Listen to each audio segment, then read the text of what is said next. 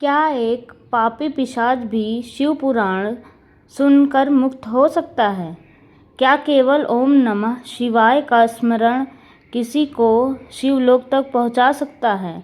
और आखिर क्यों ऋषि शौनक ने सूत जी से पूछा, कलयुग में जीवों का उद्धार कैसे होगा? आज की यह रहस्यमयी कथा आपके भीतर भक्ति, भय, रहस्य और शिव तत्व का ऐसा द्वार खोलेगी जिसे सुनकर रोंगटे खड़े हो जाएंगे। नैमिषारण्य की पवित्र भूमि पर बैठे थे 88,000 ऋषि। वातावरण में वेदों की ध्वनि गूंज रही थी। तभी महर्षि शौनक ने हाथ जोड़कर सूत जी से पूछा, हे महात्मा, कलयुग में पाप, मोह और अधर्म से भरे मनुष्यों का उद्धार किस प्रकार होगा? तब सूत जी मुस्कुराए और बोले, हे ऋषियों, शिव महापुराण वह दिव्य अमृत है जिसका स्वर्ण मात्र जीव को पापों से मुक्त कर शिवलोक तक पहुंचा देता है। फिर उन्होंने सुनाई संचुला की अद्भुत कथा, एक ऐसी स्त्री जिसने शिव भक्ति से अपना भाग्य बदल दिया। देवराज की शिवलोक प्राप्ति, पिशाच की मुक्ति और शिव पुराण स्वर्ण के गुप्त नियम, सब कुछ इस दिव्य कथा में छिपा है। लेकिन ध्यान रहे, शिव महापुराण केवल कहानी नहीं, स्वयं महादेव की वाणी मानी जाती है। इसे सुनने और सुनाने के नियम भी उतने ही रहस्यमयी हैं। इस कथा से हमें सीख मिलती है कि चाहे मनुष्य कितना भी पापी क्यों न हो, सच्चे मन से शिव का स्मरण और शिव महापुराण का स्वर्ण उसे अंधकार से प्रकाश की ओर ले जा सकता है। कलयुग में भक्ति ही सबसे बड़ा अस्त्र है। अगर आप भी पुराणों के रहस्य, शिव तत्व, कलयुग के संकेत और सनातन धर्म की अद्भुत कथाएं सुनना चाहते हैं तो अभी हमारे चैनल आध्यात्मिक दुनिया को सब्सक्राइब करें। यहाँ आपको मिलेगी ऐसी दिव्य और रहस्यमयी कथाएं जो सिर्फ सुनाई नहीं जाती, महसूस की जाती है। इन समय की बात है जब पृथ्वी पर धर्म और अधर्म का संघर्ष निरंतर बढ़ रहा था। तब अनेक महर्षियों के मन में एक गहरी चिंता जन्म लेने लगी। उन्हें यह भय सताने लगा कि आने वाले कलयुग में मनुष्य का क्या होगा। वे देख रहे थे कि धीरे धीरे लोगों के हृदय से सत्य, दया, तप और धर्म समाप्त होते जा रहे हैं। लोभ, मोह, क्रोध और अहंकार मनुष्य के जीवन पर अधिकार करते जा रहे थे। पुत्र माता पिता का सम्मान भूलते जा रहे थे। शिष्य गुरु की आज्ञा का पालन नहीं करते थे और मनुष्य केवल धन तथा भोग के पीछे भागने लगा था। ऐसे समय में संसार के महान ऋषि मुनियों ने यह निश्चय किया कि वे किसी ऐसे उपाय को जाने जिससे कलयुग में भी जीवों का कल्याण हो सके और मनुष्य मोक्ष के मार्ग को प्राप्त कर सके। इसी उद्देश्य से अनेक तपस्वी ऋषि नैमिषारण्य नामक पवित्र वन में एकत्रित हुए। नैमिषारण्य वह पवित्र वन था जहाँ देवता भी तपस्या करने आते थे। वहाँ की भूमि अत्यंत दिव्य और पावन मानी जाती थी। उस वन में हर ओर हरियाली फैली हुई थी। विशाल वृक्षों पर पक्षियों का मधुर करवा गूंजता रहता था। मंद मंद बहने वाली शीतल वायु वातावरण को अलौकिक बना देती थी। वहाँ की पवित्र नदी का जल इतना निर्मल था कि उसमें सूर्य की किरणें पड़ते ही ऐसा प्रतीत होता था मानो हजारों हीरे चमक रहे हों। उसी दिव्य भूमि पर 88,000 ऋषि मुनि एक महायज्ञ कर रहे थे। यह यज्ञ की अग्नि से निकलती सुगंध चारों दिशाओं में फैल रही थी और वेद मंत्रों की ध्वनि वातावरण को और भी पवित्र बना रही थी। उन सभी ऋषियों के मध्य महर्षि शौनक विराजमान थे। वे अत्यंत विद्वान, तेजस्वी और महान तपस्वी थे। उनके मुखमंडल पर दिव्य आभा दिखाई देती थी। वे संसार के कल्याण के लिए सदैव चिंतित रहते थे। उसी समय वहाँ सूत जी पधारे। सूत जी वे महान ज्ञानी थे जिन्होंने वेद, पुराण, उपनिषद और समस्त शास्त्रों का गहन अध्ययन किया था। वे महर्षि व्यास जी के प्रिय शिष्य माने जाते थे। जैसे ही ऋषियों ने सूत जी को आते देखा, सभी आदरपूर्वक खड़े हो गए और उन्होंने उच्च आसन पर बैठाया गया। उनके चरण धोकर उनका सम्मान किया गया। तब शौनक जी ने हाथ जोड़कर विनम्रता से कहा, हे सूत जी, आप समस्त पुराणों के ज्ञाता हैं। आपके अनेक दिव्य कथाओं को सुना और समझा है। कृपा करके हमें ऐसा ज्ञान दीजिए जिससे कलयुग के जीवों का उद्धार हो सके। सूत जी ने ऋषियों की ओर देखा। उनके नेत्रों में करुणा और ज्ञान की दिव्य ज्योति चमक रही थी। उन्होंने मधुर स्वर में कहा, हे मुनियों, तुमने अत्यंत उत्तम प्रश्न पूछा है। यह प्रश्न केवल तुम्हारे ही नहीं, संपूर्ण मानव जाति के कल्याण से जुड़ा हुआ है। कलयुग वास्तव में पापों का युग होगा। उस समय मनुष्य का मन अस्थिर रहेगा। लोग धर्म से विमुख होकर केवल भौतिक सुखों के पीछे भागेंगे।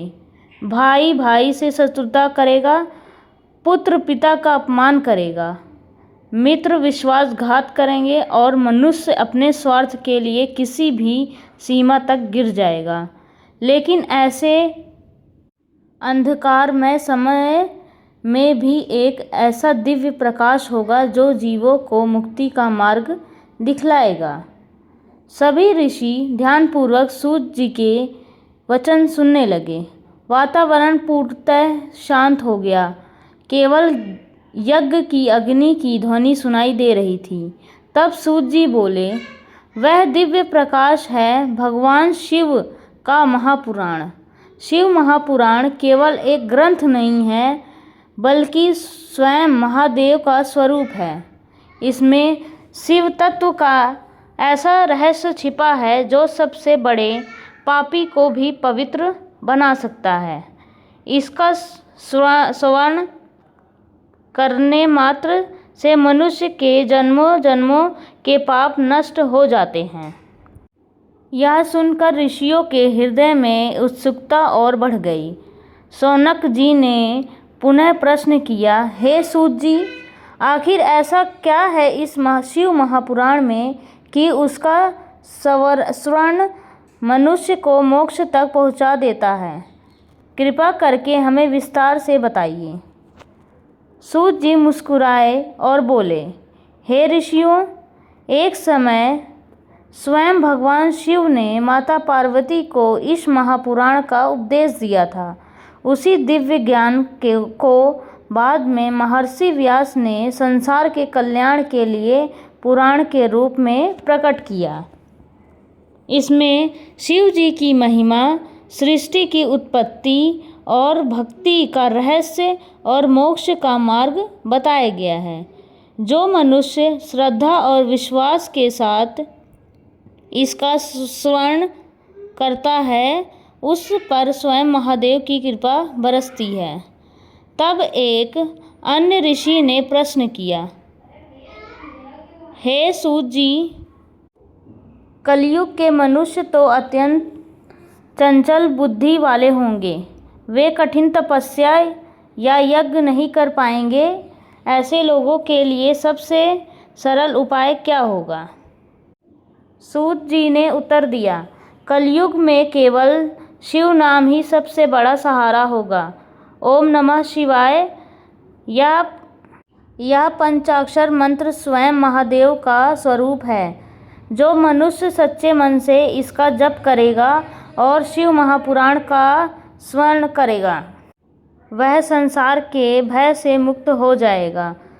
यहाँ तक कि यदि कोई पापी भी अंतिम समय में शिव का स्मरण कर ले तो उसे भी शिवलोक की प्राप्ति हो सकती है। यह सुनते ही सभी ऋषि आश्चर्यचकित रह गए। उन्हें विश्वास नहीं हो रहा था कि इतना सरल उपाय भी मनुष्य को मोक्ष दे सकता है।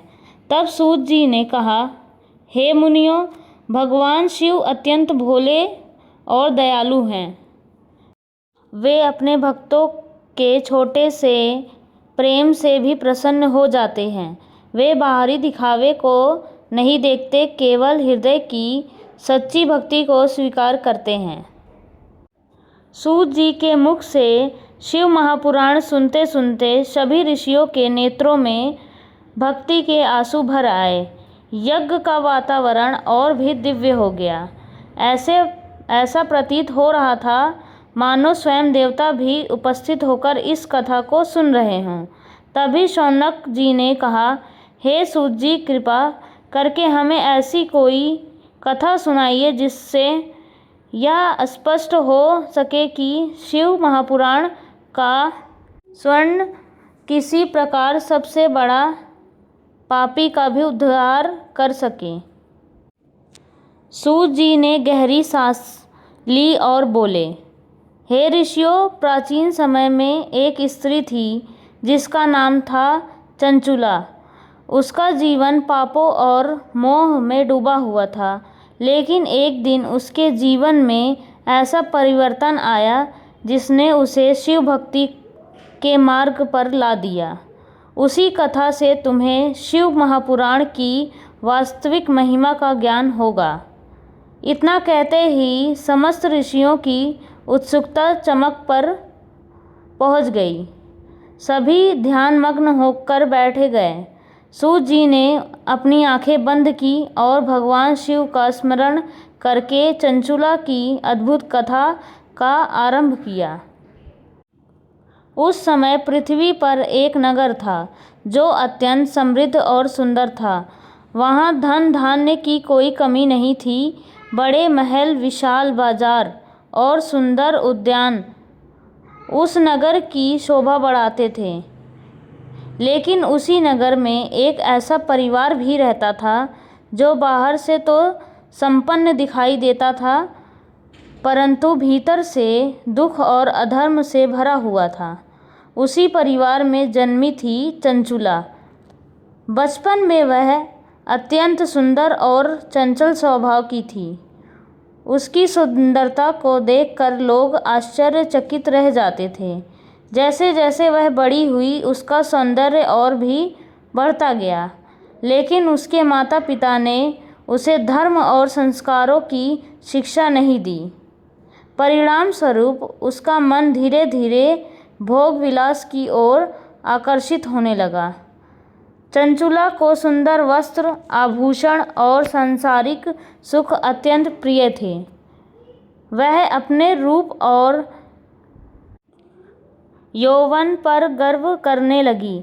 नगर के अनेक लोग उसकी सुंदरता पर मोहित हो जाते थे और यही बात उसके अहंकार को और बढ़ा देती थी। समय बीतने के साथ उसका मन धर्म से दूर होता गया। उसे पूजा पाठ, व्रत और भगवान के नामों में कोई रुचि नहीं थी। वह केवल अपने सुख और इच्छाओं को ही जीवन का उद्देश्य मानने लगी। एक दिन नगर में एक महान संत पधारे। वे भगवान शिव के परम भक्त थे। उनके मुख पर अद्भुत तेज था और उनकी आंखों में करुणा झलकती थी। नगर के लोग उनके दर्शन करने और उनका आशीर्वाद लेने के लिए आने लगे। जब चंचुला ने यह देखा तो उसने उपहास करते हुए कहा, ये साधु संत केवल लोगों को भ्रमित करते हैं। संसार में धन और सुख ही सबसे बड़ा सत्य है। लेकिन उसे यह ज्ञात नहीं था कि उसका यही अहंकार एक दिन उसके जीवन को गहरे अंधकार में ढकेल देगा। उधर वे संत नगर के लोगों को शिव महिमा का उपदेश दे रहे थे। वे कह रहे थे, मनुष्य का शरीर नश्वर है। धन, रूप और यौवन सब एक दिन समाप्त हो जाएगा। केवल भगवान शिव का नाम ही ऐसा है जो मृत्यु के पार भी जीव का साथ देता है। नगर के अनेक लोगों के हृदय बदलने लगे, लेकिन चंचुला पर उन वचनों का कोई प्रभाव नहीं पड़ा।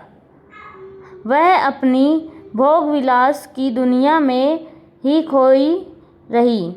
धीरे धीरे उसके कर्म उसे ऐसे मार्ग पर ले जाने लगे जहाँ से लौटना अत्यंत कठिन था। सूत जी ने आगे कहा, हे ऋषियों, यही संसार का सबसे बड़ा भ्रम है। मनुष्य अपने सौंदर्य, धन और शक्ति पर इतना गर्व करने लगता है कि वह मृत्यु को भूल जाता है। लेकिन समय जब अपना रूप दिखाता है तब बड़े बड़े अभिमानी भी टूट जाते हैं। सूत जी के ये वचन सुनकर सभी ऋषि गंभीर हो गए। उन्हें अनुभव होने लगा कि वास्तव में संसार का प्रत्येक सुख क्षीणभंगुर है। तभी सूत जी ने कहा, अब सुनो कि कैसे चंचुला के जीवन में ऐसा भयंकर परिवर्तन आया जिसने उसे पाप और भय के अंधकार में ढकेल दिया, और कैसे अत्यंत महापुराण ने उसका उद्धार किया। इतना कहते ही वातावरण और भी रहस्यमय हो गया। यज्ञ की अग्नि तीव्रता से जलने लगी और सभी ऋषि अगली कथा सुनने के लिए उत्सुक होकर बैठ गए। सूत जी ने भगवान शिव का स्मरण करते हुए आगे कथा आरंभ किया। हे ऋषियों, संसार में जब मनुष्य के भीतर अहंकार बढ़ने लगता है तब उसका विवेक धीरे धीरे नष्ट होने लगता है। वह सही और गलत का अंतर भूल जाता है। यही स्थिति उस समय चंचुला की हो चुकी थी।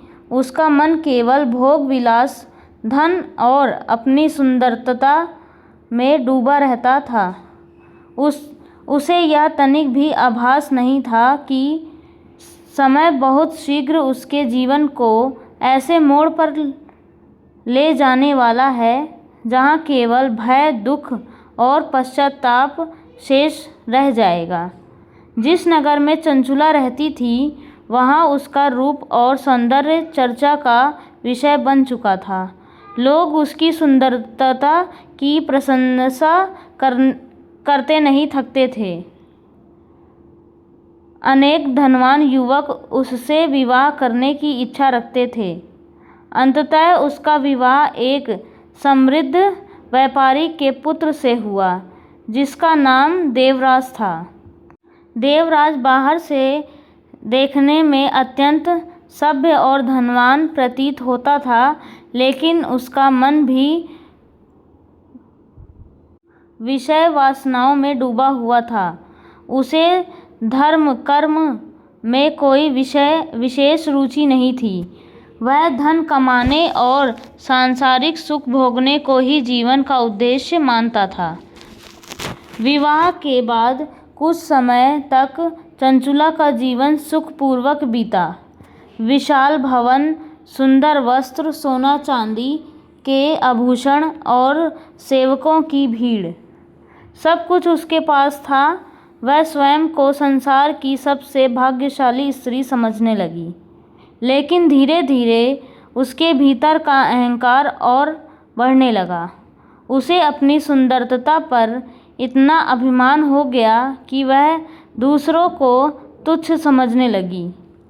जो निर्धन होते उनका वह उपहास करती, जो साधु संत भगवान की भक्ति का उपदेश देते उनका मजाक उड़ाती। एक दिन नगर में पुनः वही शिवभक्त संत आए जिन्होंने पहले भी लोगों को शिव महिमा सुनाई थी। इस बार नगर के लोग और भी अधिक श्रद्धा से उनके पास पहुँचे। वे संत प्रतिदिन शिव पुराण की कथा सुनाते और लोगों को धर्म का मार्ग बताते। नगर के अनेक पापी लोग भी उनके उपदेश सुनकर बदलने लगे, लेकिन चंचुला और देवराज दोनों ही इन बातों को व्यर्थ समझते थे। एक संध्या देवराज अपने मित्रों के साथ बैठा मदिरा पान कर रहा था।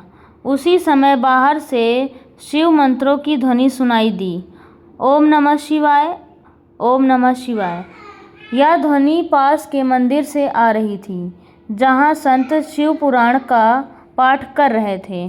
कुछ क्षणों के लिए देवराज का मन विचलित हुआ, लेकिन उसके मित्र हंसते हुए बोले, ये सब साधु लोगों की बातें हैं, जीवन का आनंद लो, कौन जानता है मृत्यु के बाद क्या होता है।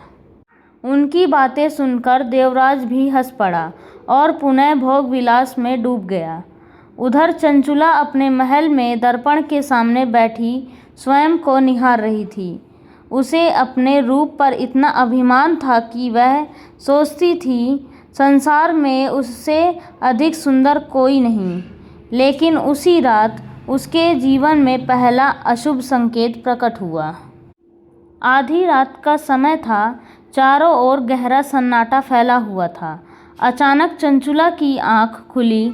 उसने देखा कि उसके कमरे का दीपक अपने आप बुझ गया है। बाहर से कुत्तों के रोने और उल्लुओं की आवाज़ सुनाई दे रही थी।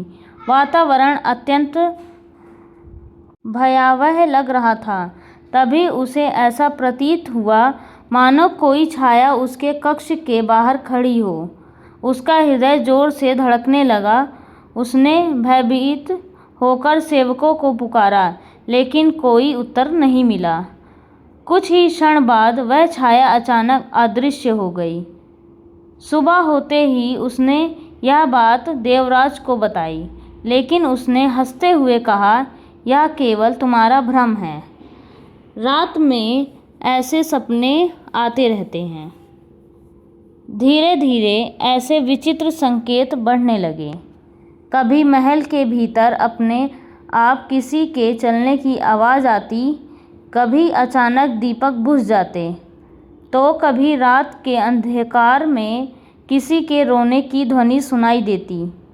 चंचुला का मन भय से भरने लगा, लेकिन उसका अहंकार अभी भी समाप्त नहीं हुआ था। वह सोचती थी कि धन और शक्ति से ही हर समस्या को दूर किया जा सकता है। कुछ दिनों बाद नगर में एक भयंकर महामारी फैल गई। अनेक लोग बीमार पड़ने लगे। चारों ओर मृत्यु का भय छा गया। लोग मंदिरों में जाकर भगवान से प्रार्थना करने लगे। वही संत लोगों को समझा रहे थे, यह संसार नश्वर है, मृत्यु किसी भी क्षण आ सकती है, इसलिए भगवान शिव का स्मरण करो। लेकिन देवराज और चंचुला ने फिर भी संतों की बातों पर ध्यान नहीं दिया। वे सोचते थे कि उनके पास इतना धन है कि उन्हें कोई संकट छू भी नहीं सकता। परंतु नियति धीरे धीरे अपना जाल बुन रही थी। एक रात देवराज व्यापार के सिलसिले में नगर से बाहर गया। उसके साथ कुछ सेवक भी गए थे। मार्ग में उन्हें एक घना वन पार करना पड़ा। वह वन अत्यंत डरावना था। ऊंचे ऊंचे वृक्षों के कारण वहां सूर्य का प्रकाश भी ठीक से नहीं पहुंचता था। जैसे जैसे रात गहरी होती गई, वातावरण और भयावह होता गया। अचानक तेज आंधी चलने लगी। घोड़ों ने बेकाबू होकर दौड़ना शुरू कर दिया। तभी दूर कहीं से किसी के भयानक चित्कार की आवाज़ सुनाई दी। देवराज के सेवक डर गए। उन्होंने कहा, स्वामी, यह स्थान अशुभ प्रतीत होता है, हमें यहाँ से लौट जाना चाहिए। लेकिन देवराज अहंकार में बोला, मैं किसी से नहीं डरता, आगे बढ़ो। कुछ देर जाने पर उन्होंने देखा कि मार्ग के बीचों बीच एक विकराल आकृति खड़ी है। उसका शरीर काला था, आंखें अंगारों की तरह लाल चमक रही थी और उसके मुख में से भयानक हंसी निकल रही थी। उसे देखकर सभी भय से कांप उठे। वह कोई साधारण प्राणी नहीं बल्कि एक पिशाच था। पिशाच ने क्रोधित स्वर में कहा, हे मनुष्यों, तुम लोग इस वन में क्यों आए हो? क्या तुम्हें अपने पापों का दंड नहीं पता? देवराज भयभीत हो गया, लेकिन उसने साहस दिखाने का प्रयास किया और बोला, तू कौन है जो हमारा मार्ग रोक रहा है? पिशाच जोर से हंसा। उसकी हंसी सुनकर पूरा वन कांप उठा।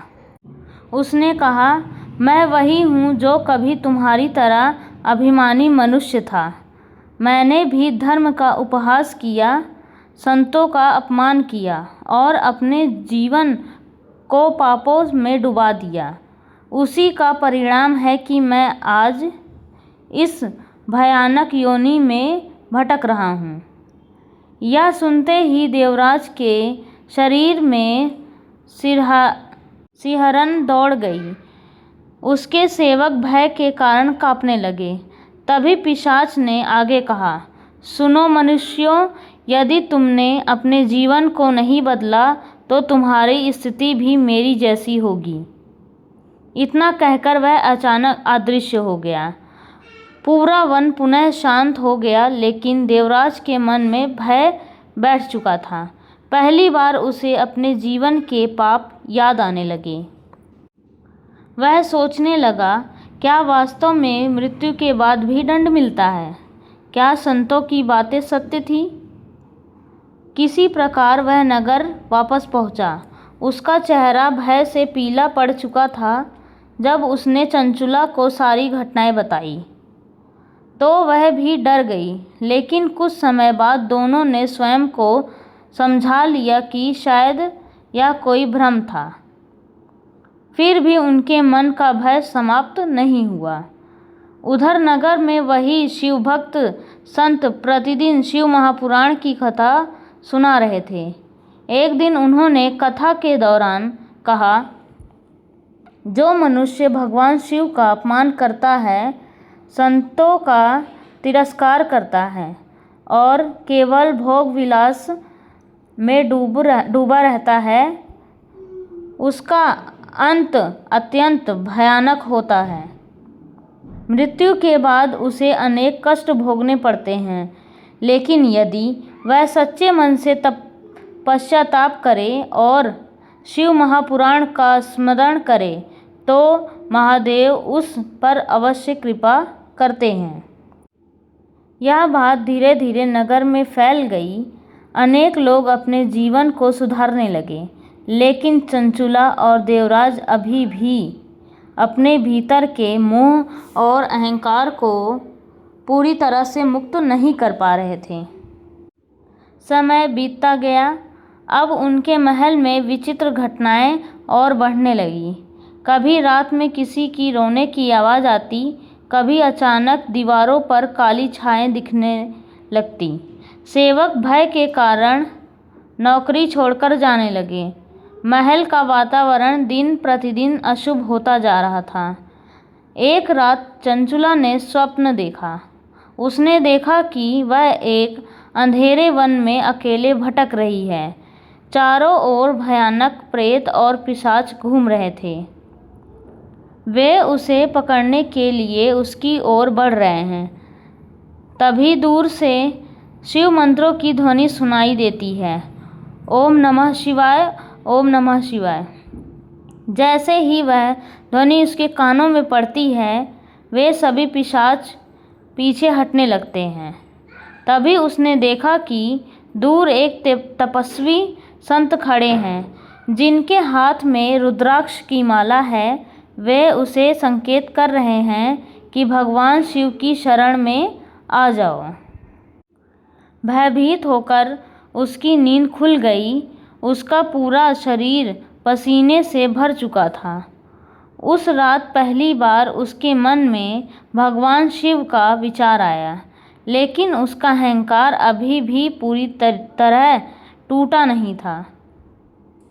सुबह होते ही उसने देवराज को अपना स्वप्न बताया। देवराज कुछ देर तक मौन रहा, फिर बोला, शायद हमें उन संतों के पास जाना चाहिए। यह सुनते ही चंचुला चौंक गई। जो देवराज कभी संतों का उपहास करता था, वही अब ऐसा कह रहा था। लेकिन उसे क्या पता था कि यह केवल शुरुआत थी। महादेव धीरे धीरे उन्हें अपने मार्ग की ओर बुला रहे थे। सूत जी ने आगे कहा, हे ऋषियों, जब भगवान शिव किसी जीव पर कृपा करना चाहते हैं, तब पहले उनके भीतर के अहंकार को तोड़ते हैं, संसार के झूठे सुख छीन लेते हैं ताकि मनुष्य सत्य की ओर बढ़ सके। इतना कहते ही सूत जी कुछ क्षणों के लिए मौन हो गए। सभी ऋषि अत्यंत ध्यान से कथा सुन रहे थे। उनके मन में भी उत्सुकता बढ़ चुकी थी। आखिर चंचुला और देवराज का आगे क्या होगा? क्या वे सचमुच शिव भक्ति के मार्ग पर चलेंगे? क्या उस पिशाच की चेतावनी सत्य सिद्ध होगी? तब सूत जी ने गंभीर स्वर में कहा, अब सुनो वह घटना जिसने चंचुला और देवराज के जीवन को पूरी तरह से बदल दिया और जिसने उन्हें पहली बार शिव महापुराण की वास्तविक शक्ति का अनुभव कराया। सूत जी ने गंभीर स्वर में आगे कहना आरंभ किया, हे ऋषियों, संसार में जब मनुष्य अपने पापों और अहंकार में डूब जाता है, तब भगवान उसे तुरंत दंड नहीं देते। महादेव अत्यंत करुणामय हैं। वे पहले जीव को चेतावनी देते हैं, उसे संकेत देते हैं और उसे अपने मार्ग पर लौटने का अवसर प्रदान करते हैं। लेकिन जो मनुष्य उन संकेतों को समझ लेता है, वही जीवन का वास्तविक रहस्य जान पाता है। चंचुला और देवराज के जीवन में अब भय और अशांति बढ़ती जा रही थी। विशाल महल, अपार धन और सेवकों की भीड़ होने के बाद भी उनके मन में शांति नहीं थी। दिन में सब सामान्य दिखाई देता, लेकिन रात होते ही महल का वातावरण बदल जाता। कभी गलियारों में किसी के चलने की आवाज़ आती, कभी बंद कक्षों से करहाने की आवाज़ ध्वनि सुनाई देती। कई बार सेवकों ने दावा किया कि उन्होंने महल की छत पर किसी काले साए को घूमते देखा है। धीरे धीरे लोगों ने उस महल के बारे में बातें करना शुरू कर दिया। नगर के लोग कहने लगे कि उस भवन पर किसी अशुभ शक्ति का प्रभाव है। देवराज का मन अब पहले जैसा कठोर नहीं रहा। उस भयावह पिशाच से वन में हुई भेंट उसके मन को बार बार विचलित कर देती थी। उसे उस पिशाच की लाल आँखें और उसकी भयानक आवाज़ बार बार याद आती। यदि तुमने अपने जीवन को नहीं बदला, तो तुम्हारी स्थिति भी मेरी जैसी होगी। एक देवराज अपने कक्ष में अकेला बैठा था। बाहर तेज वर्षा हो रही थी, आकाश में बिजली चमक रही थी और बादलों की गर्जना वातावरण को और भी डरावना बना रही थी। तभी अचानक उसके कमरे का द्वार अपने आप खुल गया। एक ठंडी हवा का झोंका भीतर आया और दीपक बुझ गया। देवराज भयभीत होकर उठ खड़ा हुआ। तभी उसे ऐसा प्रतीत हुआ मानो अंधकार में कोई खड़ा है। उसने कांपती आवाज़ में पूछा, कौन है वहाँ? कुछ क्षण तक पुनः सन्नाटा छाया रहा। फिर वही भयावह हंसी गूंजी जिसे उसने उस वन में सुना था। देवराज का शरीर भय से कांप उठा। अंधकार के बीच धीरे धीरे वही विकराल पिशाच प्रकट हुआ। उसकी आंखें अंगारों की भांति जल रही थी, उसके शरीर से दुर्गंध निकल रही थी और उसका स्वर अत्यंत भयावह था। पिशाच ने कहा, देवराज, मैंने तुम्हें चेतावनी दी थी, लेकिन तुम अभी भी मोह और अहंकार में फंसे हुए हो। देवराज घुटनों के बल बैठ गया। उसका सारा अभिमान समाप्त हो चुका था। उसने कांपते हुए पूछा, तुम कौन हो और मेरे पीछे क्यों पड़े हुए हो? पिशाच कुछ क्षणों तक मौन रहा। फिर उसकी आंखों में पीड़ा दिखाई देने लगी। उसने कहा, मैं भी कभी तुम्हारी तरह एक धनी और अभिमानी व्यक्ति था। मेरा नाम सोमदत्त था। मैं धर्म और संतों का उपहास करता था। मैंने अपने जीवन में अनेक पाप किए। लोभ और वासना में अंधा होकर मैंने निर्दोष लोगों को कष्ट पहुंचाया। जब मनुष्य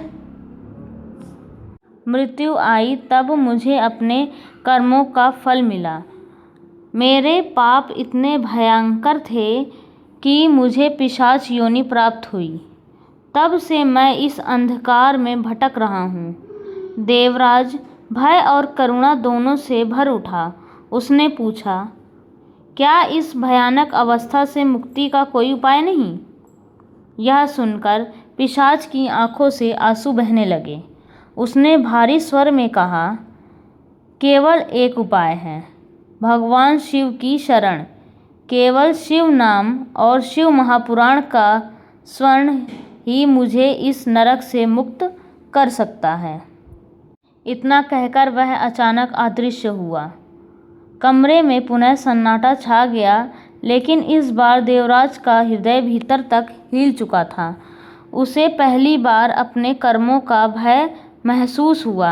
वह पूरी रात सो नहीं पाया। उसके मन में केवल एक ही विचार घूमता रहा, यदि मृत्यु के बाद ऐसा दंड मिलता है तो मेरा क्या होगा? सुबह होते ही उसने चंचुला को सारी घटना बताई। इस बार चंचुला ने उसका उपहास नहीं किया, क्योंकि वह स्वयं भी कई दिनों से विचित्र स्वप्न और भयावह संकेत देख रही थी। उसके भीतर भी धीरे धीरे भय जन्म लेने लगा था।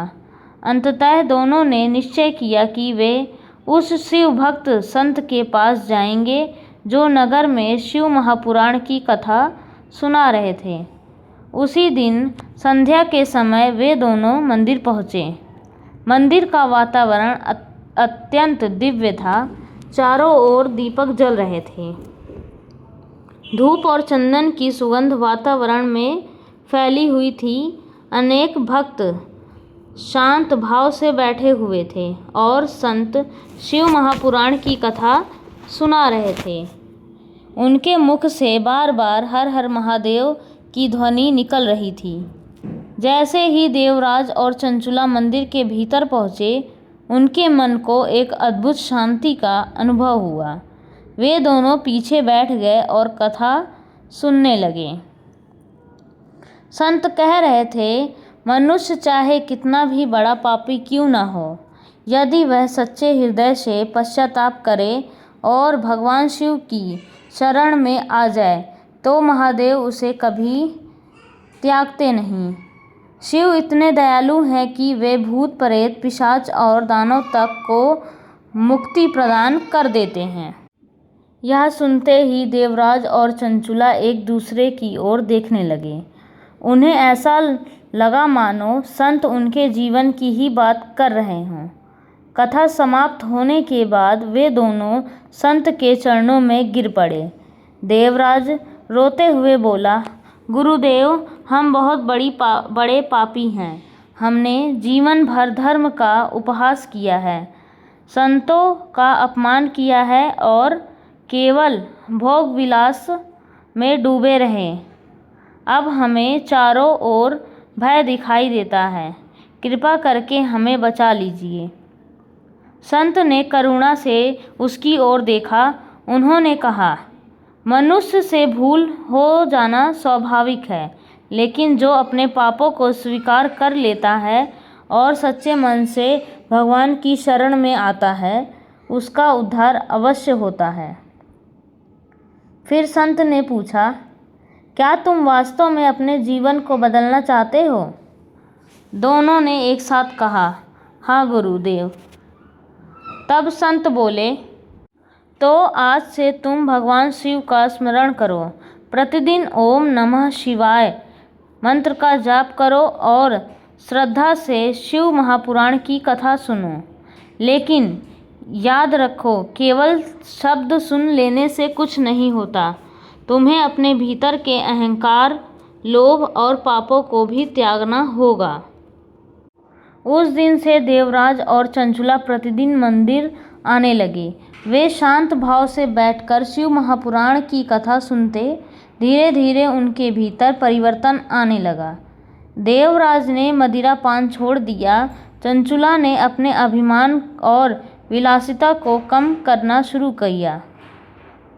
अब वह गरीबों और भूखों की सहायता करने लगी। लेकिन महादेव की परीक्षा अभी भी समाप्त नहीं हुई थी। एक रात जब दोनों शिव मंत्र का जाप कर रहे थे, तभी अचानक महल के बाहर जोर जोर से चीखने की आवाज़ आने लगी। ऐसा लग रहा था मानो कोई भयानक पीड़ा में चिल्ला रहा हो। सेवक भय से काँप उठे। देवराज और चंचुला बाहर आए तो उन्होंने देखा कि महल के द्वार पर वही पिशाच खड़ा है, लेकिन इस बार उसकी अवस्था पहले से भी अधिक दयनीय थी। उसका शरीर जल रहा था और वह पीड़ा से तड़प रहा था। वह करुणा स्वर में बोला, मुझे बचाओ, शिव महापुराण की कथा सुनाओ, मुझे इस यातना से मुक्त करो। यह दृश्य देखकर सभी भयभीत हो गए, लेकिन संत के शब्द याद करके देवराज ने साहस किया। उसने आंखें बंद की और ऊंचे स्वर में ओम नमः शिवाय का जाप करने लगा। चंचुला भी उसके साथ मंत्र का जाप करने लगी। जैसे जैसे शिव नाम की ध्वनि वातावरण में गूंजने लगी, पिशाच की चीखें धीरे धीरे शांत होने लगीं। उसके विकराल चेहरे पर कुछ शांति दिखाई देने लगी। तभी अचानक आकाश में बिजली चमकी और ऐसा लगा मानो कहीं से दिव्य प्रकाश उतर रहा हो। उसी समय मंदिर के संत वहां पहुंचे। उन्होंने पहले कमंडल से जल लिया और पिशाच पर छिड़कते हुए शिव मंत्र का उच्चारण करने लगे। पूरा वातावरण हर हर महादेव की ध्वनि से गूंज रहा था। तभी एक अद्भुत घटना घटी। पिशाच के शरीर से काला धुआं निकलने लगा। उसकी भयानक आकृति धीरे धीरे बदलने लगी। कुछ ही क्षणों में उसका चेहरा अत्यंत शांत हो गया और उसकी आंखों से आंसू बहने लगे। उसने हाथ जोड़कर कहा, महादेव आपकी जय हो, आपने मुझे स्मरण किया।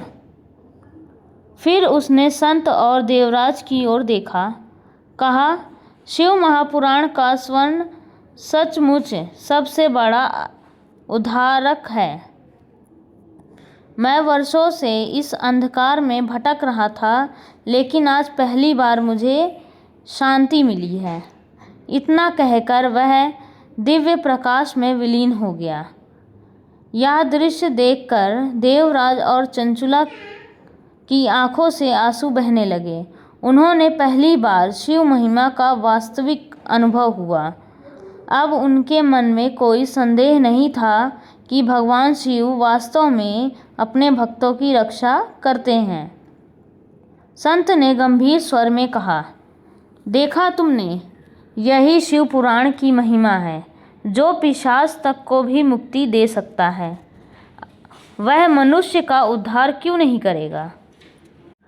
उस दिन के बाद देवराज और चंचुला पूरी श्रद्धा से शिव भक्ति में लग गए। उनका जीवन बदलने लगा, लेकिन उनके कर्मों का पूरा फल अभी समाप्त नहीं हुआ था। भाग्य ने उनके लिए अभी और भी बड़ी परीक्षा छिपा रखी थी। सूत जी ने ऋषियों की ओर देखते हुए कहा, हे मुनियों, भगवान शिव पहले जीवन के भीतर श्रद्धा उत्पन्न करते हैं, फिर उसकी परीक्षा लेते हैं। बिना परीक्षा के सच्ची भक्ति सिद्ध नहीं होती। सभी ऋषि मंत्रमुग्ध होकर कथा सुन रहे थे। उनके हृदय में भी शिव के प्रति भक्ति बढ़ती जा रही थी। तब सूत जी बोले, अब सुनो कि कैसे देवराज और चंचुला पर एक ऐसा संकट आया जिसने उसकी भक्ति की वास्तविक परीक्षा ली, और कैसे स्वयं महादेव ने उनके भाग्य को बदलना प्रारंभ किया। सूत जी ने शांत स्वर में आगे कहना प्रारंभ किया, हे ऋषियों, संसार में जब कोई जीव सच्चे मन से भगवान शिव की शरण में आता है, तब उसकी परीक्षा अवश्य होती है, क्योंकि बिना परीक्षा के भक्ति की दृढ़ता सिद्ध नहीं होती। भगवान शिव अपने भक्तों को कष्ट देने के लिए परीक्षा नहीं लेते, बल्कि उनके भीतर छुपे अज्ञान, अहंकार और भय को समाप्त करने के लिए ऐसा करते हैं। देवराज और चंचुला अब पहले जैसे नहीं रहे थे। उनके जीवन में बहुत परिवर्तन आ चुका था। जो महल कभी मदिरा, नृत्य और भोग विलास का स्थान था, वहाँ अब प्रतिदिन दीपक जलते, शिव मंत्रों की ध्वनि गूंजती और गरीबों को भोजन कराया जाता था। चंचुला, जिसे कभी अपने रूप और आभूषणों पर गर्व था, अब साधारण वस्त्र धारण करके मंदिर जाती और भगवान शिव के चरणों में बैठकर घंटों ध्यान करती। देवराज भी व्यापार के साथ साथ धर्म और दान में रुचि लगाने लगा। नगर के लोग उनके इस परिवर्तन को देखकर आश्चर्यचकित में थे। कुछ लोग उनकी प्रशंसा करते, लेकिन कुछ अब भी उपहास उड़ाते, कहते, यह सब कुछ दिनों का दिखावा है। जिन लोगों ने जीवन भर पाप किए हों, वे इतनी आसानी से पवित्र नहीं हो सकते। लेकिन देवराज और चंचुला अब लोगों की बातों की परवाह नहीं करते थे। उनके भीतर केवल एक ही इच्छा थी, किसी प्रकार भगवान शिव की कृपा प्राप्त हो जाए। उधर वह शिव भक्त शांत प्रतिदिन शिव महापुराण की कथा सुनाते और उन्हें धर्म का मार्ग बताते। एक दिन कथा के दौरान संत बोले, हे भक्तों, याद रखो, भगवान शिव केवल मंदिरों में ही नहीं रहते, वे हर उस हृदय में निवास करते हैं जहाँ सच्ची करुणा और भक्ति हो। जो दूसरों के दुख को अपना दुख समझता है, वही वास्तविक शिव भक्त कहलाता है।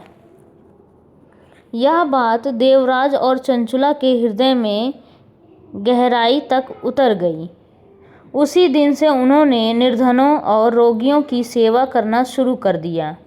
वे प्रतिदिन भूखों को भोजन कराते, बीमारों की सहायता करते और संतों का सम्मान करते।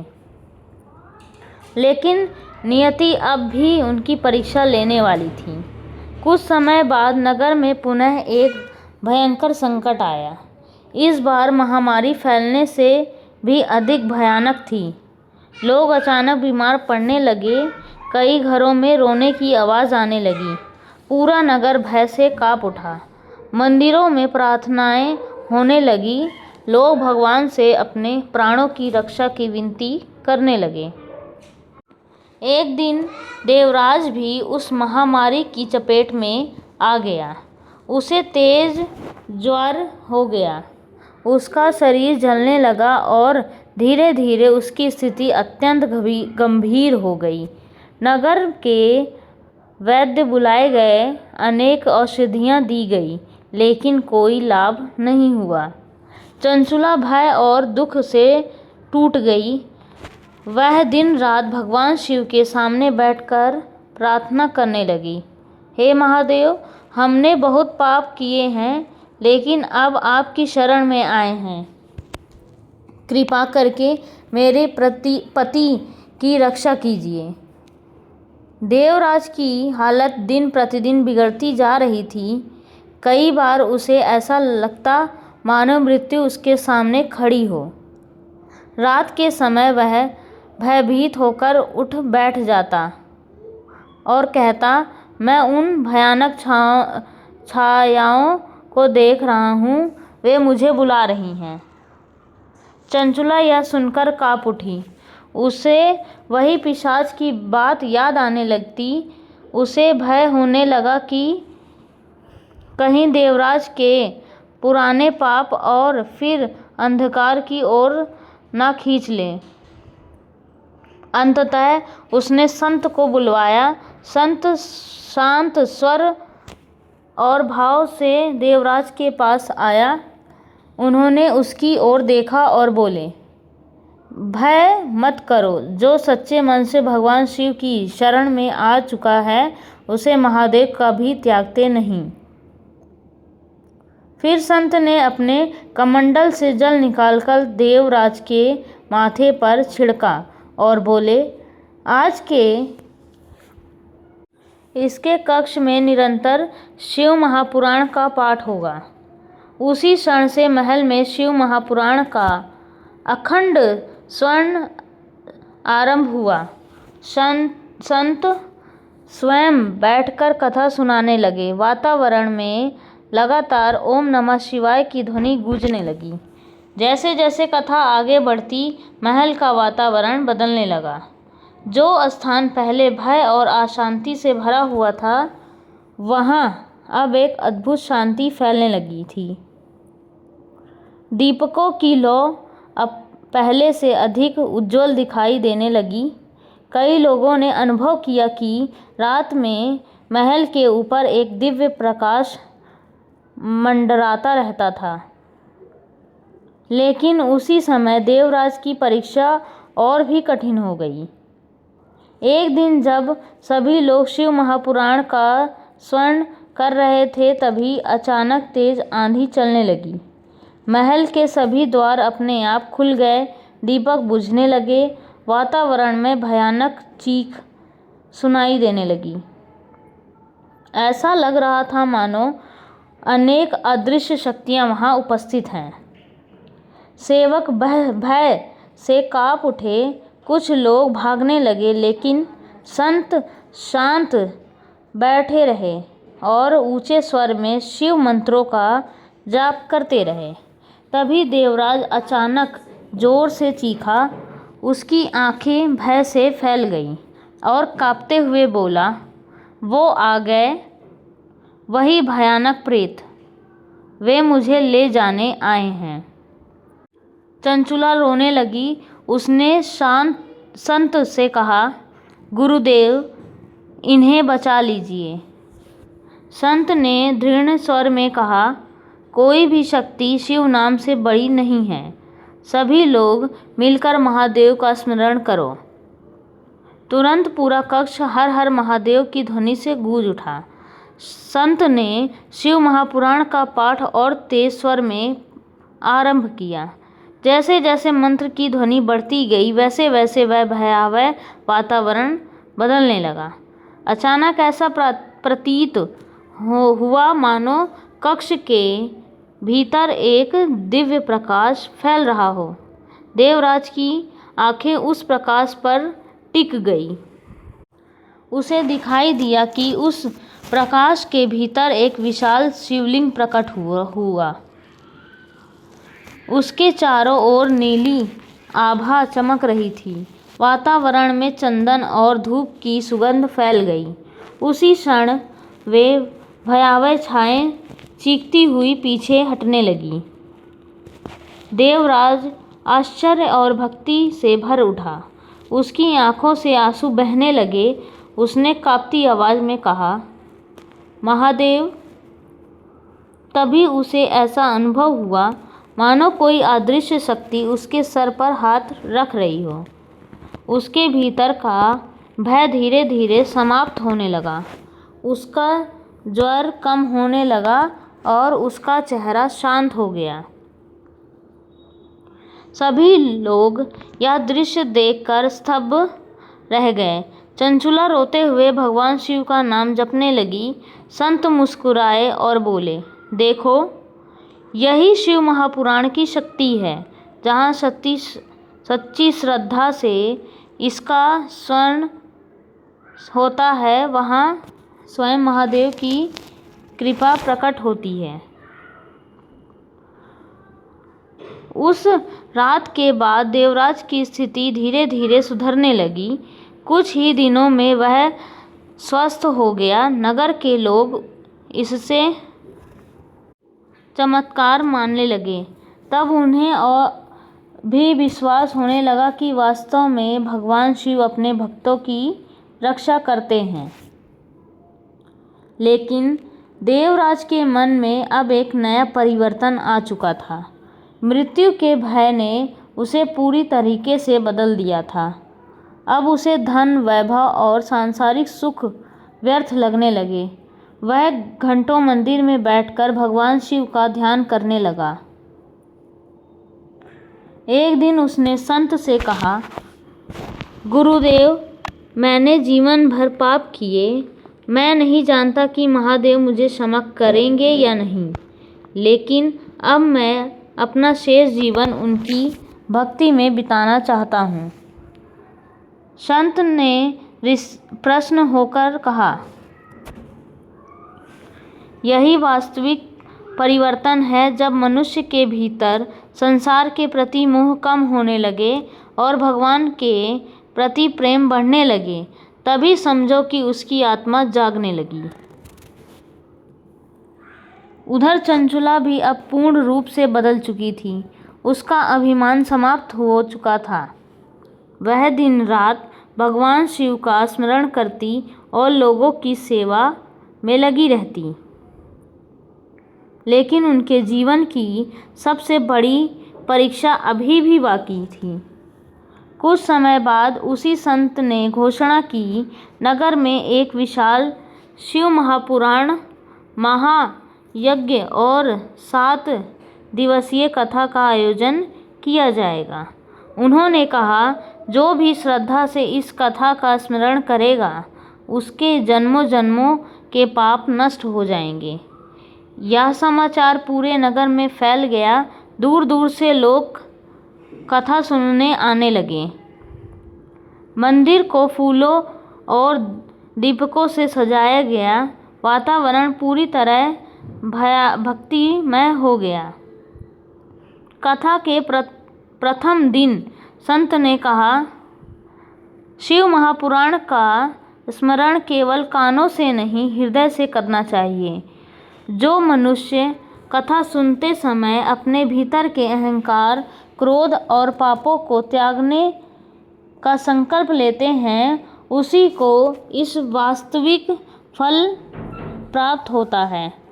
देवराज और चंचुला अत्यंत श्रद्धा से कथा सुन रहे थे, लेकिन उन्हें क्या पता था कि इस महायज्ञ के दौरान एक ऐसी रहस्यमयी घटना घटने वाली है जो पूरे नगर को चौंका देगी। 7वें दिन की रात्रि निकट आ रही थी। उसी रात महादेव अपनी अद्भुत लीला दिखाने वाले थे। सूत जी ने ऋषियों की ओर देखा और धीमे स्वर में कहा, हे मुनियों, अब सुनो उस रहस्य को जिसने पूरे नगर को स्तब्ध कर दिया और जिसने सिद्ध किया कि शिव महापुराण केवल कथा नहीं, स्वयं महादेव का जीवित स्वरूप है। जी ने गंभीर और रहस्यमयी स्वर में आगे कहना आरंभ किया, हे ऋषियों, भगवान शिव की महिमा अत्यंत अनंत है। वे केवल देवताओं के देव नहीं बल्कि उन सभी भटकती हुई आत्माओं के भी स्वामी है जो अज्ञान और पाप के कारण अंधकार में भटक रही हैं। जहाँ श्रद्धा से शिव महापुराण का स्मरण होता है वहाँ अदृश्य लोकों तक में हलचल होने लगती है। देवता प्रसन्न होते हैं और पितरों को शांति मिलती है और प्रेत पिशाच तक उस दिव्य ध्वनि से कांप उठते हैं। नगर में आयोजित शिव महापुराण महायज्ञ अब अपने अंतिम दिनों की ओर बढ़ रहा था। मंदिर और उसके चारों ओर का पूरा क्षेत्र दीपकों की ज्योति से जगमगा रहा था। हर दिशा में हर हर महादेव और ओम नमः शिवाय की ध्वनि गूंज रही थी। दूर दूर से आए हुए भक्त श्रद्धा से कथा सुन रहे थे। कुछ लोग आंसू बहाते हुए शिव नाम जपते थे, कुछ ध्यानमग्न होकर संत के वचनों को सुनते रहते। देवराज और चंचुला प्रतिदिन सबसे पहले कथा स्थल पर पहुंचते और सबसे अंत में वहां से जाते। अब उनके भीतर संसार के प्रति मोह लगभग समाप्त हो चुका था। उनका मन केवल भगवान शिव की भक्ति में लगा रहता था। उस दिन कथा का छठा दिन था। संत शिव महापुराण के उस प्रसंग का वर्णन कर रहे थे जिसमें भगवान शिव अपने भक्तों को मृत्यु और यमदूतों के भय से बचाते हैं। संत बोले, जो मनुष्य श्रद्धा से शिव महापुराण का स्मरण करता है उसके समीप मृत्यु भी आने से डरती है, क्योंकि उसके चारों ओर स्वयं महादेव की कृपा का कवच बन जाता है। सभी भक्त अत्यंत ध्यान से कथा सुन रहे थे। तभी अचानक वातावरण में एक अजीब परिवर्तन होने लगा। मंदिर के बाहर तेज हवाएं चलने लगी, आकाश पर काले बादल छा गए। दिन होते हुए भी चारों ओर अंधकार फैलने लगा। लोग एक दूसरे की ओर देखने लगे। कुछ ही क्षणों में वातावरण इतना भयावह हो गया कि बच्चों तक ने रोना शुरू कर दिया। तभी मंदिर के बाहर से किसी की जोर जोर से चिल्लाने की आवाज़ आने लगी। कुछ लोग भयभीत होकर बाहर भागे। उन्होंने देखा कि मंदिर के मुख्य द्वार के पास एक व्यक्ति जमीन पर गिरा हुआ तड़प रहा था। उसकी आंखें लाल थी, शरीर कांप रहे थे और वह अजीब आवाज़ें निकाल रहा था। लोग भय से पीछे हट गए। तभी वहाँ व्यक्ति अचानक उठ बैठा और भारी आवाज़ में बोला, यह कथा बंद करो, यह अग्नि हमें जला रही है। उसकी आवाज़ मानवीय नहीं लग रही थी। ऐसा प्रतीत हो रहा था मानो किसी प्रेत ने उसके शरीर पर अधिकार कर लिया हो। भीड़ में भय फैल गया। कुछ लोग वहाँ से भागने लगे, लेकिन संत शांत भाव से अपने आसन पर बैठे रहे। उनके चेहरे पर तनिक भी भय नहीं था। उन्होंने ऊंचे स्वर में कहा, डरो मत।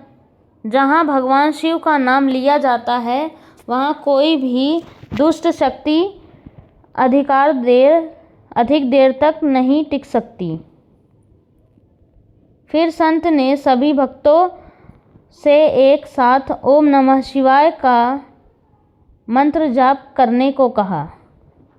पूरा मंदिर मंत्रों की ध्वनि से गूंज उठा। जैसे जैसे मंत्रों का उच्चारण बढ़ता गया वैसे वैसे वह व्यक्ति और अधिक तड़पने लगा। वह चिल्लाकर कहने लगा, हमें मत जलाओ, यह शिव पुराण हमें सहन नहीं हो रहा। तभी संत अपने आसन से उठे।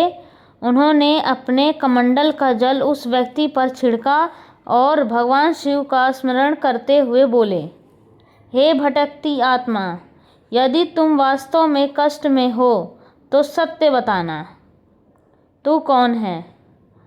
कुछ क्षणों तक वह व्यक्ति कांपता रहा, फिर उसकी आवाज़ बदल गई। अब उसमें भय और पीड़ा स्पष्ट सुनाई दे रहा था। उसने कहा, मैं कोई साधारण प्रेत नहीं हूँ। मैं और मेरे साथी कभी इस नगर के धनवान और अभिमानी लोग थे। हमने अपने जीवन में धर्म का उपहास किया, गरीबों पर अत्याचार किए और संतों का अपमान किया। मृत्यु के बाद हमें प्रेत योनि मिली। वर्षों से हम अंधकार में भटक रहे थे, लेकिन जब से इस नगर में शिव महापुराण का स्मरण आरंभ हुआ है, तब से हमें भयानक पीड़ा हो रही है। यह दिव्य ध्वनि हमारे पापों को जला रही है। यह सुनकर सभी लोग स्तब्ध रह गए। तब वह प्रेत पुनः बोला, लेकिन इस पीड़ा के साथ साथ हमें एक विचित्र शांति भी महसूस हो रही है। ऐसा लग रहा है मानो कोई दिव्य शक्ति हमें अंधकार से बाहर बुला रही हो। संत ने करुणा से कहा, वह दिव्य शक्ति स्वयं महादेव हैं। यदि तुम सच्चे मन से पश्चाताप करो और शिव नाम का स्मरण करो तो तुम्हारा उद्धार भी संभव है। इतना सुनते ही वह प्रेत रोने लगा। उसकी आंखों से आंसू बहने लगे। उसने कहा, क्या हमारे जैसे पापियों को भी मुक्ति मिल सकती है? संत बोले, भगवान शिव आशुतोष हैं। वे छोटे से प्रेम और सच्चे पश्चाताप से भी प्रसन्न हो जाते हैं। फिर संत ने सभी भक्तों को शिव मंत्र जपने के लिए कहा। पूरा वातावरण हर हर महादेव की ध्वनि से गूंज उठा। कुछ ही क्षणों में वह व्यक्ति शांत हो गया। उसके चेहरों पर अजीब सी शांति दिखाई देने लगी। उसने हाथ जोड़कर भगवान शिव का नाम लिया और फिर धीरे धीरे उसकी चेतना सामान्य हो गई। यह घटना पूरे नगर में फैल गई। अब लोगों का विश्वास और भी दृढ़ हो गया था कि शिव महापुराण वास्तव में दिव्य शक्ति से भरा हुआ है। लेकिन उसी रात एक और भयावह घटना घटने वाली थी। महायज्ञ का अंतिम दिन निकट था। मंदिर में हजारों दीपक जल रहे थे। भक्त पूरी श्रद्धा से कथा सुन रहे थे। देवराज और चंचुला भी संत के निकट बैठे हुए थे। अचानक आधी रात के समय आकाश में भयंकर गर्जना हुई। ऐसा लगा मानो पूरा आकाश फट रहा हो। तेज आंधी आने लगी। मंदिर के बाहर लगे वृक्ष जोर जोर हिलने लगे। तभी कई लोगों ने देखा कि मंदिर के ऊपर काले धुएं जैसे अनेक आकृतियां मंडरा रही हैं। वे चीख रही हैं और भीतर आने का प्रयास कर रही हैं। लोग भय से कांप उठे। महिलाएं रोने लगीं। कुछ लोग भागने लगे। लेकिन संत ने ऊंचे स्वर में कहा, कोई भी अपने स्थान से हिलो मत। सभी लोग केवल शिव का स्मरण करो। फिर उन्होंने शिव महापुराण का पाठ और तेज से आरंभ किया। जैसे कथा आगे बढ़ती गई, वैसे वैसे वे काली आकृतियां बेचैन होने लगीं। वे मंदिर के चारों ओर घूमते हुए भयानक आवाज़ें निकाल रही थीं। तभी अचानक मंदिर के गर्भगृह से एक तेज प्रकाश निकलने लगा। वह प्रकाश इतना प्रचंड था कि लोगों की आंखें चौंधिया गईं। सभी ने आश्चर्य से देखा कि शिवलिंग के ऊपर एक दिव्य ज्योति प्रकट हो रही है। उस ज्योति से नीले और सफ़ेद रंग की आभा निकल रही थी। पूरा मंदिर चंदन और धूप की सुगंध से भर गया। उसी क्षण वे सभी काली आकृतियां जोर जोर से चीखने लगीं।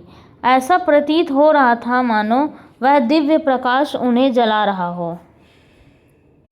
देवराज और चंचुला विस्मय से उस दृश्य को देख रहे थे। उनके शरीर रोमांचित हो उठे। तभी संत ने ऊंचे स्वर में कहा, हे भक्तों, भय मत करो, स्वयं महादेव आपकी कृपा कर रहे हैं। अचानक उस दिव्य प्रकाश के बीच एक विशाल त्रिशूल दिखाई दिया। उसके चारों ओर अग्नि की लपटें चमक रही थीं। फिर ऐसा प्रतीत हुआ मानो स्वयं भगवान शिव की छाया वहां प्रकट हो रही हो। पूरा मंदिर हर हर महादेव के जयकारों से गूंज उठा। जैसे ही वह दिव्य प्रकाश बढ़ा, वैसे ही वे सभी प्रेत आकृतियां एक एक करके शांत होने लगीं। उनकी चीखें धीरे धीरे करुणा स्वर में बदल गई। तभी लोगों ने सुना कि वे आकृतियां कह रही हैं, महादेव हमें क्षमा कीजिए। कुछ ही क्षणों बाद वे सभी काले साए उस प्रकाश में विलीन हो गए। वातावरण अचानक शांत हो गया।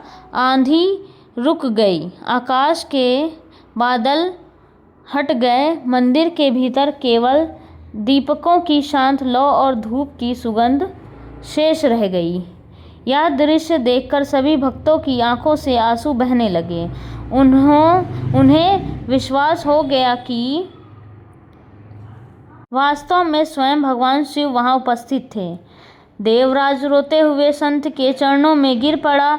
उसने कहा, गुरुदेव, आज मैंने अपनी आंखों से महादेव की कृपा देखी। अब मुझे संसार का कोई भय नहीं। चंचुला भी रोते हुए बोली, हम जैसे पापियों पर भी महादेव ने दया की। संत मुस्कुराए और बोले, भगवान शिव का हृदय करुणा से भरा हुआ है। वे अपने भक्तों को कभी त्यागते नहीं। लेकिन याद रखो, यह केवल शुरुआत है। वास्तविक मुक्ति तब मिलती है जब मनुष्य अपने भीतर के अहंकार को पूरी तरीके से समाप्त कर सकता है। उस रात के बाद देवराज और चंचुला का जीवन पूरी तरह से बदल गया। अब उसका मन केवल भक्ति और सेवा में लगता था। लेकिन महादेव की सबसे बड़ी कृपा अभी भी बाकी है। सूत जी ने ऋषियों की ओर देखते हुए कहा, हे मुनियों, अब सुनो वह रहस्य जिसके कारण देवराज को स्वयं शिवलोक की प्राप्ति हुई और कैसे चंचुला ने भी अपने जीवन का अंतिम सत्य जाना। सूत जी ने अपनी आंखें बंद करके भगवान शिव का स्मरण किया और फिर अत्यंत गंभीर तथा मधुर स्वर में आगे कहना आरंभ किया। हे ऋषियों, संसार में सबसे दुर्लभ वस्तु क्या है जानते हो? मनुष्य जन्म नहीं, धन नहीं, यश नहीं, बल्कि वह क्षण जब किसी जीव के हृदय में सच्ची भक्ति जागती है। क्योंकि जिस दिन जीव का हृदय वास्तव में भगवान की ओर मुड़ जाता है, उसी दिन से उसकी मुक्ति का मार्ग खुल जाता है। नैमिषारण्य में बैठे सभी ऋषि मंत्रमुग्ध होकर कथा सुन रहे थे। वातावरण पूर्णतः शांत था। केवल यज्ञ की अग्नि की मंद ध्वनि सुनाई दे रही थी। उधर उस नगर में शिव महापुराण महायज्ञ की अद्भुत घटना के बाद लोगों का जीवन बदलने लगा था।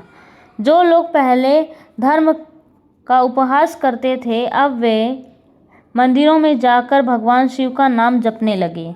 नगर में पहले जो भय और अशांति फैल रही थी, उसकी जगह अब भक्ति और शक्ति ने ले ली थी।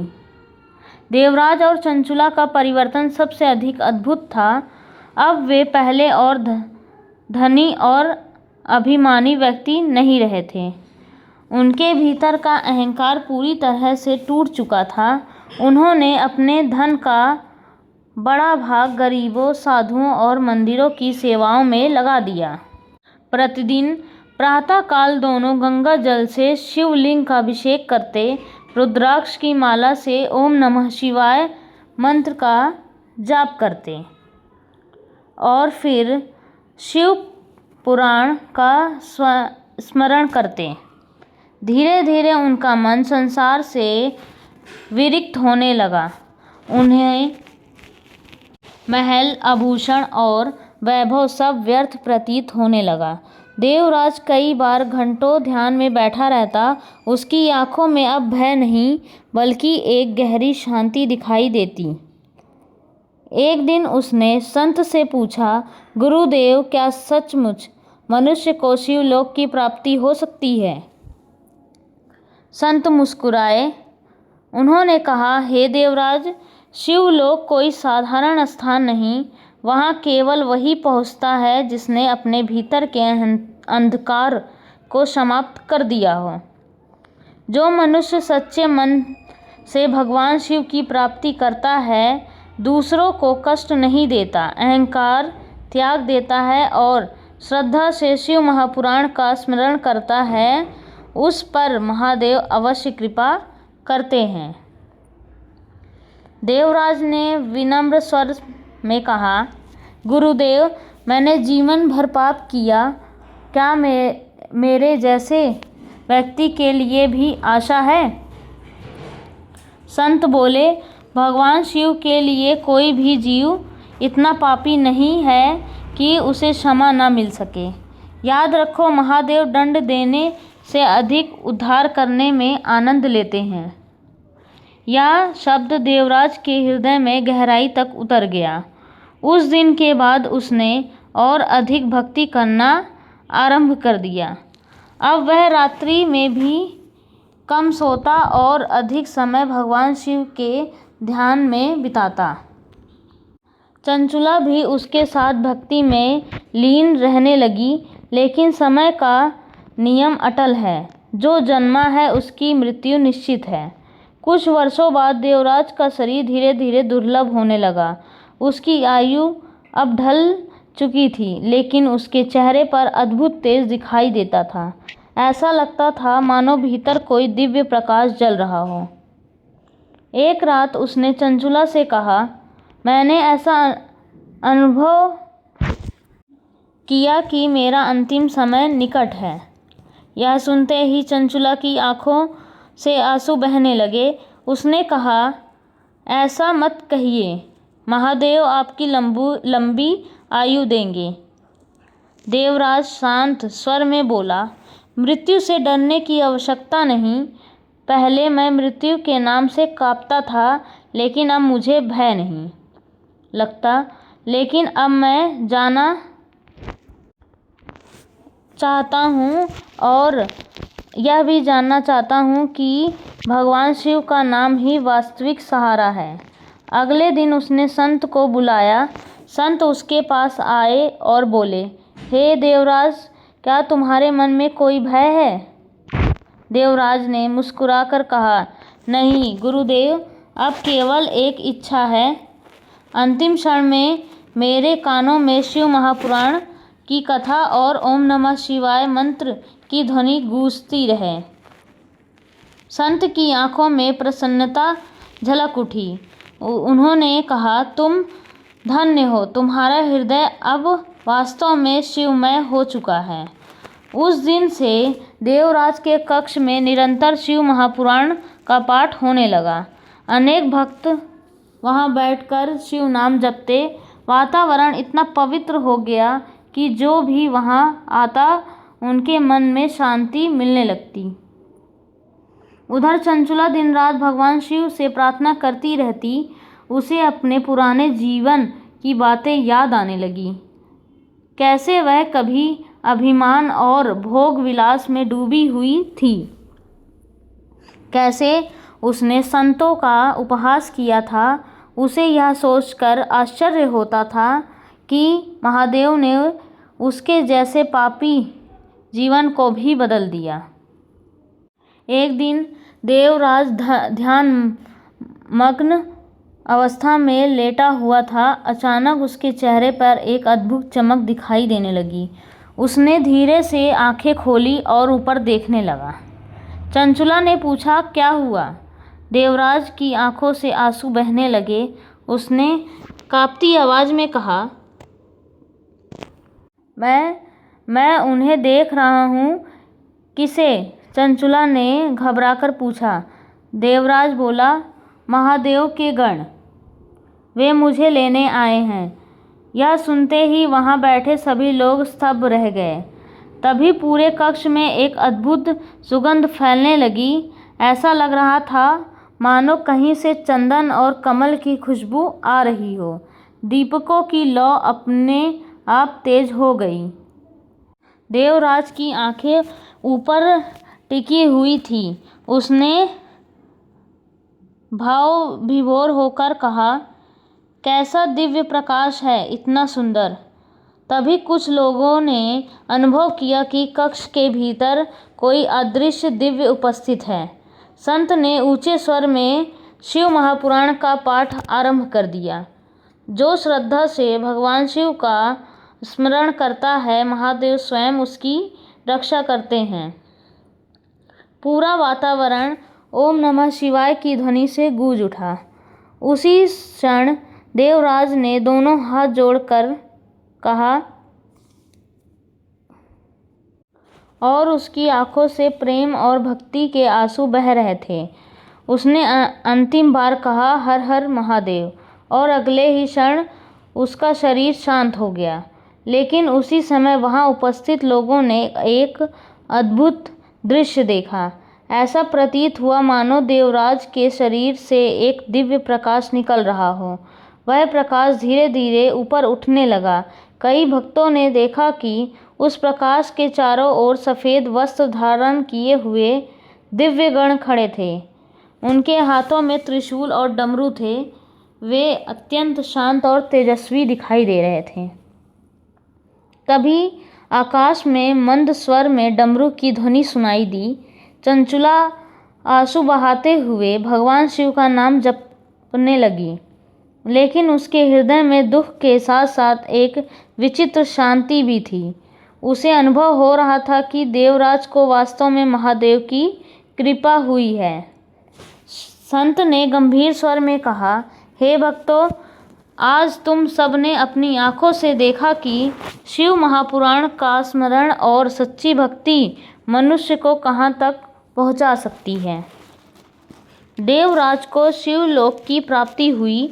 यह सुनते ही पूरा वातावरण हर हर महादेव के जयकारों से गूंज उठा। देवराज के देह त्याग के बाद चंचुला का जीवन पूरी तरह भगवान शिव को समर्पित हो गया। अब वह अधिकांश समय मंदिर में ही बिताती। वह प्रतिदिन लोगों को शिव महापुराण सुनाने के लिए प्रेरित करती और कहती, मैंने अपनी आंखों से महादेव की कृपा देखी है। इस संसार में शिव नाम से बड़ा कोई सहारा नहीं। धीरे धीरे वह स्वयं भी अत्यंत तेजस्वी और शांत हो गई। नगर के लोग अब उसे सम्मान की दृष्टि से देखने लगे। एक दिन वह उसी संत के पास गई और बोली, गुरुदेव, अब मेरे जीवन का उद्देश्य क्या है? संत ने उत्तर दिया, अब तुम्हारा जीवन दूसरों को सत्य का मार्ग दिखाने के लिए है। लोगों को बताओ कि अहंकार, धन और भोग विलास अंत में केवल दुख देते हैं। वास्तविक शांति केवल भगवान शिव की भक्ति में ही है। चंचुला ने वैसा ही किया। वह नगर नगर जाकर लोगों को शिव महापुराण की महिमा सुनाने लगी। उसके कथा सुनकर अनेक पापी और दुखी लोग कथा सुनकर बदलने लगे। समय बीतता गया। अंततः एक दिन चंचुला भी मंदिर में भगवान शिव का ध्यान करते हुए शांत हो गई। कहा जाता है कि उस समय मंदिर में अपने आप घंटियां बजने लगी और वातावरण में दिव्य सुगंध फैल गई। लोगों ने अनुभव किया कि महादेव ने अपनी उस भक्त को भी अपने धाम में स्थान दे दिया। इतना कहकर सूत जी कुछ क्षण के लिए मौन हो गए। नैमिषारण्य में बैठे सभी ऋषियों की आंखें नम हो चुकी थी। उनके हृदय में भगवान शिव के प्रति गहरी भक्ति जाग चुकी थी। तब महर्षि शौनक ने विनम्र स्वर में पूछा, हे सूत जी, शिव महापुराण का स्मरण किस प्रकार किया जाना चाहिए ताकि मनुष्य को उसका पूर्ण फल प्राप्त हो सके? सूत जी बोले, हे मुनियों, शिव महापुराण का स्मरण सदैव श्रद्धा और पवित्रता के साथ करना चाहिए। कथा सुनने से पहले मन और शरीर को शुद्ध करना चाहिए। क्रोध, अहंकार और द्वेष को त्याग देना चाहिए। कथा के समय भगवान शिव का ध्यान करना चाहिए और बीच बीच में ओम नमः शिवाय मंत्र का जाप करना चाहिए। जो मनुष्य से श्रद्धा से ऐसा करता है उसके जन्मों जन्मों का पाप नष्ट हो जाता है। फिर सूत जी ने आगे कहा, कलयुग में जब धर्म धीरे धीरे क्षीण हो जाएगा तब शिव पुराण ही जीवों के लिए प्रकाश का दीपक बनेगा। जो इसका स्मरण करेगा वह अंधकार में भी मार्ग पा लेगा। इतना कहते ही नैमिषारण्य का वातावरण हर हर महादेव की ध्वनि से गूंज उठा। सभी ऋषि भाव विभोर होकर भगवान शिव का स्मरण करने लगे। ऐसा प्रतीत हो रहा था मानो स्वयं कैलाश से महादेव उनकी भक्ति को देखकर प्रसन्न हो रहे थे। अगर आप भी भगवान शिव की दिव्य महिमा में विश्वास रखते हैं तो कमेंट में ज़रूर लिखें हर हर महादेव। इस कथा ने आपके मन को छुआ हो तो इसे अपने परिवार और दोस्तों के साथ शेयर ज़रूर करें ताकि और लोग भी शिव महापुराण की अद्भुत महिमा जान सकें। ऐसे ही रहस्यमयी पुराण कथाएं, शिव तत्व, कलयुग के संकेत और सनातन धर्म के गुप्त रहस्य सुनने के लिए हमारे चैनल आध्यात्मिक दुनिया को सब्सक्राइब करना मत भूलिए। बेल आइकन ज़रूर दबाइए क्योंकि अगली कथा आपके जीवन की सोच बदल सकती है। हर हर महादेव।